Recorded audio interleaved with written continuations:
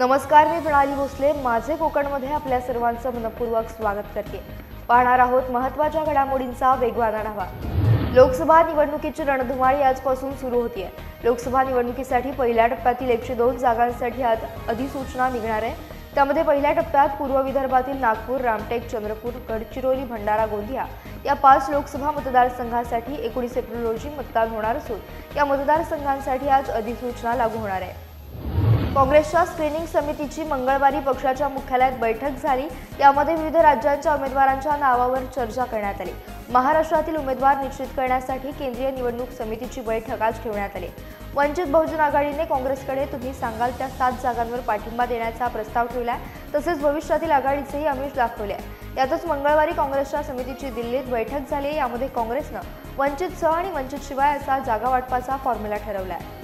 महाराष्ट्र नवनिर्माण सेनेने 2019च्या विधानसभा निवडणुकीत 36 पैकी केवळ 25 मतदारसंघांमध्ये निवडणूक लढवत 5 लाखांच्या आसपास मते मिळवली होती. तेवढी मते येत्या लोकसभा निवडणुकीत मनसेला मिळणार का आणि मिळाली तर कुणाच्या विजयात मोजली जाणार हा चर्चेचा विषय ठरला. मनसेने त्यावेळी 25 विधानसभा निवडणूक लढवत 5 लाख मतांपैकी सर्वाधिक 1,23,000 मते उत्तर पूर्व लोकसभा मतदारसंघात समाविष्ट झालेल्या मुलुंड, विक्रोळी, भांडूप पूर्व, घाटकोपर पश्चिम आणि घाटकोपर पूर्व इथली होती. येथील मानखुर्द, शिवाजीनगरमधून मनसेनं उमेदवार दिला नव्हता. त्यामुळे भाजपच्या साथीला मनसे आल्यास इथून इंडिया आघाडी विरोधात उभे ठाकलेले भाजपचे मिहीर कोटेचा यांच्यासाठी लोकसभेचा पेपर सोपा ठरण्याची शक्यता आहे.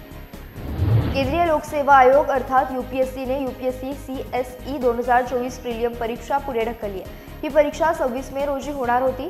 लोकसभा निवडणुकीमुळे आयोगानं परीक्षा पुढे ढकलली आहे. वास्तविक लोकसभा निवडणुकीची तारीख आणि यूपीएससी प्रीलियमची तारीख सारखी झाली होती. त्यामुळे परीक्षा पुढे ढकलण्याचा निर्णय घेण्यात आला. आयोगाने अधिसूचना जारी करून ही माहिती दिली आहे. परीक्षा पुढे ढकलल्यानंतर आयोगाने नवीन तारीख देखील जाहीर केली आहे. राष्ट्रीय वैद्यकीय आयोगाच्या धर्तीवर राष्ट्रीय दंत आयोग तयार करण्यात आला असून त्याची राज्यात अंमलबजावणी करण्यासाठी वैद्यकीय शिक्षण आयुक्तांच्या अध्यक्षतेखाली समिती स्थापन करण्यात आली.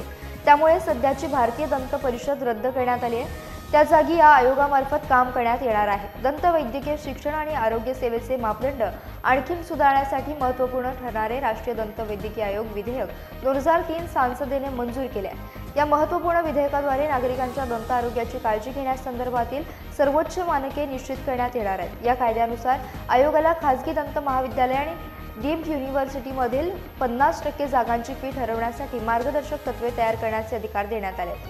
नागरिकत्व सुधारणा कायदा 2019 तसेच नागरिकत्व दुरुस्ती नियम 2024 च्या अंमलबजावणीला स्थगिती मिळावी अशी मागणी करणाऱ्या सुमारे 200हून अधिक याचिकांवर आज सरन्यायाधीश धनंजय चंद्रचूड यांच्या अध्यक्षतेखाली न्यायमूर्ती JB पारडीवाला आणि न्यायमूर्ती मनोज मिश्रा यांच्या खंडपीठासमोर सुनावणी झाली. CAAला स्थगिती देण्याबाबत आम्ही कोणतीही टिप्पणी करणार नसल्याचं स्पष्ट करत सर्वोच्च न्यायालयानं या प्रकरणी केंद्र सरकारला 8 एप्रिलपर्यंत उत्तर देण्यास सांगितलंय. आता पुढील सुनावणी 9 एप्रिल रोजी होणार आहे. तालुका विधी सेवा समिती, वकील संघ आणि पंचायत समिती चिपळूण यांच्या संयुक्त विद्यमाने महिलांमध्ये कायदेविषयक जागरूकता निर्माण करण्यासाठी शिबिराचे आयोजन करण्यात आले होते. जोपर्यंत समाजातील सर्व स्तरावरील महिलांमध्ये महिला कायदेविषयक जागृती होणार नाही तोपर्यंत विविध संरक्षण यंत्रणांना त्यांना सहजरित्या मदत करणे शक्य होणार नाही. त्यासाठी महिलांनी त्यांच्या हक्कांबद्दल जागरूक राहणे ही काळाची गरज असल्याचं प्रतिपादन चिपळूण जिल्हा न्यायाधीश डॉ. अनिता नेवसे यांनी केलंय. निवडणुकीच्या काळात होणाऱ्या पैशाच्या गैरवापरावर लक्ष ठेवण्यासाठी आणि त्यावर नियंत्रण ठेवण्यासाठी एक विशेष नियंत्रण कक्ष पुणे आयकर विभागानं रत्नागिरी जिल्ह्यासह पुणे विभागातील जिल्ह्यांसाठी स्थापन केलाय. हे नियंत्रण कक्ष आठवड्याचे 7ही दिवस दिवसाचे 24 तास कार्यरत असणार आहे अशी माहिती जिल्हाधिकारी तथा जिल्हा निवडणूक अधिकारी M. देवेंद्र सिंग यांनी दिली आहे. 2006च्या लखन भैया बनावट चकमक प्रकरणी उच्च न्यायालयानं महत्त्वाची निरीक्षणं नोंदवली आहेत. रामनारायण गुप्ता याच्यावर 10 गुन्हे दाखल केले असले तरी पोलीस किंवा अन्य कोणालाही त्याच्या हत्येचा परवाना दिला गेला नाही. या प्रकरणात कायद्याचं पालन करण्याऐवजी पोलिसांनी त्यांच्या पदाचा गैरवापर करत रामनारायणची हत्या केली आहे. नागरिकांचे संरक्षण करणे हे आरोपी पोलिसांचे कर्तव्य होते, मात्र ते त्यांचे कृत्य त्यांच्या कर्तव्याशी विसंगत होते असंही न्यायालयानं निकालपत्रातून नमूद केलंय. नोव्हेंबर 2006च्या लखन भैया बनावट एन्काउंटर प्रकरणातील 12 आरोपींना ट्रायल कोर्टानं सुनावलेली शिक्षा मुंबई उच्च न्यायालयानं कायम ठेवली आहे. ट्रायल कोर्टाने 12 आरोपींना दोषी ठरवलं होतं आणि प्रदीप शर्मा यांची निर्दोष मुक्तता केली होती. पण उच्च न्यायालयानं एन्काउंटर स्पेशलिस्ट प्रदीप शर्मा यांची निर्दोष सुटकेचा निर्णय रद्द ठरवत त्यांना दोषी ठरवलाय. त्यांना पुराव्याच्या आधारे दोषी ठरवण्यात आलंय. शर्मा यांना या गुन्ह्यासाठी उच्च न्यायालयानं जन्मठेपेची शिक्षा सुनावली असून त्यांना 3 आठवड्यांच्या आत शरण येण्याचे निर्देश दिले आहेत. त्यानंतर त्यांना ताब्यात घेतले जाईल असे उच्च न्यायालयानं म्हटलंय. बहुचर्चित अशा रत्नागिरी जिल्ह्यातल्या दापोली तालुक्यातील मुरुड येथील साई रिसॉर्टमध्ये चोरी झाल्याचं समोर आलंय. याबाबत साई रिसॉर्टचे मालक सदानंद उर्फ अप्पा कदम यांनी दापोली पोलीस ठाण्यात तक्रार दाखल केली आहे. रोहन केळसकर हे साई रिसॉर्ट या ठिकाणी गेले असता त्या ठिकाणी बंद असलेल्या रिसॉर्टचे कुलूप तोडलेले पाहायला मिळाले. तसेच रिसॉर्टच्या आतमधील कॉपरची वायरिंग देखील तोडून कोणीतरी अज्ञात व्यक्तीनं चोरून नेल्याचं निदर्शनास आलंय. आणखी नेमकं काय काय चोरीला गेलंय याबाबत आता पोलीस तपास समोर येणार आहे. महाड चौदार तळ्यावर गेले 20 वर्षांहून अधिक काळात विविध राजकीय पक्षांनी केवळ राजकीय पोळी भाजून घेण्यासाठी चौदार तळ्याचा वापर केला. त्यामुळे आजही चौदार तळ्याचा विकास झालेला नाही. चौदार तळ्याच्या एकूणच देखभाल दुरुस्तीबाबत देखील प्रशासन उदासीन असल्याचा आरोप करत 16 मार्च 2026 पर्यंत ही कामे पूर्ण झाली नाहीत तर 2026 मध्ये आत्मदहन करू असा इशारा पत्रकार मनोज कांबे यांनी दिलाय. तर अतिदुर्गम आदिवासी तालुका म्हणून जव्हारची ओळख आहे. येथील डोंगर दरी कपारीत लोकवस्ती वसली आहे. या भागातील उन्हाळ्याच्या दिवसात पाण्याची टंचाई लक्षात घेता महिलांना अनेक किमीवरून पाण्याचे हंडे भरून डोक्यावरून वाहावे लागतात. यावर मात करण्यासाठी आता वॉटर व्हील उपलब्ध झाल्या. त्यामुळे महिलांच्या डोक्यावरचे ओझे कमी झाले असून किमान 2 ते 3 हंडे पाण्याची सहज वाहतूक करणे सोपे होत आहे. सरकारी तरतूद नसल्यानं आणि व्हीलची किंमत जास्त असल्याने गरीब आदिवासी लोकांना खरेदी करणे शक्य होत नाहीये. त्यामुळे सामाजिक संस्थांच्या वाटपावरून येथील गरजूंना निर्भर राहावे लागत असल्याची खंत व्यक्त केली जाते. एका सुप्रसिद्ध शीतपेय कंपनीनं विनापरवानगी त्यांच्या सोशल मीडिया प्लॅटफॉर्मवर गेटवे ऑफ इंडिया या राज्य संरक्षित स्मारकावर त्यांच्या कंपनीच्या शीतपेयाची प्रतिकृती झळकत असल्याची जाहिरात प्रसिद्ध केली आहे. यासाठीच्या चित्रीकरणाकरता कार्यक्रमाकरता संचालनालयामार्फत त्यांना कोणती परवानगी देण्यात आली नव्हती.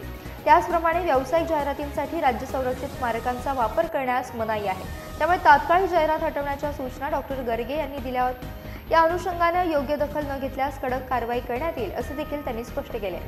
प्रसिद्ध ऑनलाईन फूड डिलिव्हरी कंपनी झोमॅटोनं काल आपल्या शाकाहारी ग्राहकांसाठी खास सेवा घोषित केली होती. ही खास सेवा अशा लोकांसाठी होती जे शुद्ध शाकाहारी आहेत. कंपनीचे संस्थापक आणि सीईओ दीपंकर गोयल यांनी ही प्युअर व्हेज मोड सेवा सुरू करण्याची घोषणा केली. मंगळवारी गोयल यांच्या घोषणेनंतर लोकांच्या तीव्र प्रतिक्रिया समोर आल्या. झोमॅटोच्या या निर्णयाला मोठ्या संख्येनं लोकांनी विरोध केला. आज आपण व्हेज खातोय की नॉनव्हेज हे समाजाला सांगू नये असंही लोकांनी म्हटलंय. या निर्णयावर अनेकांनी संताप व्यक्त करत अशा स्थितीत बुधवारी उशीर न करता गोयल यांनी आपला निर्णय मागे घेतला.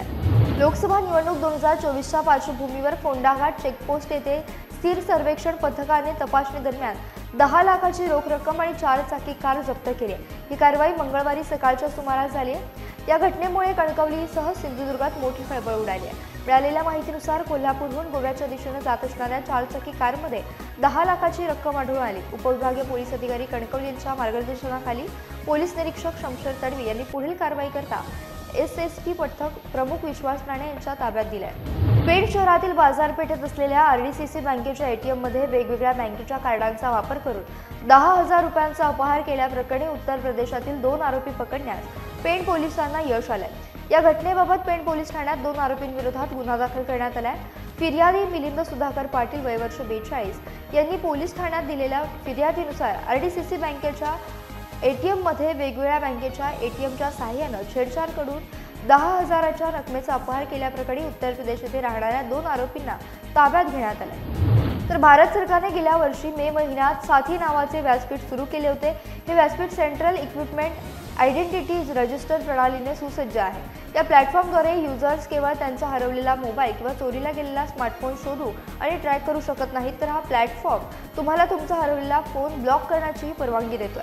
तुम्ही या प्लॅटफॉर्मद्वारे तुमचे डिव्हाइस ब्लॉक करू शकता. तसेच इतर कोणीही व्यक्ती तुमच्या फोनमध्ये प्रवेश करणार नाही.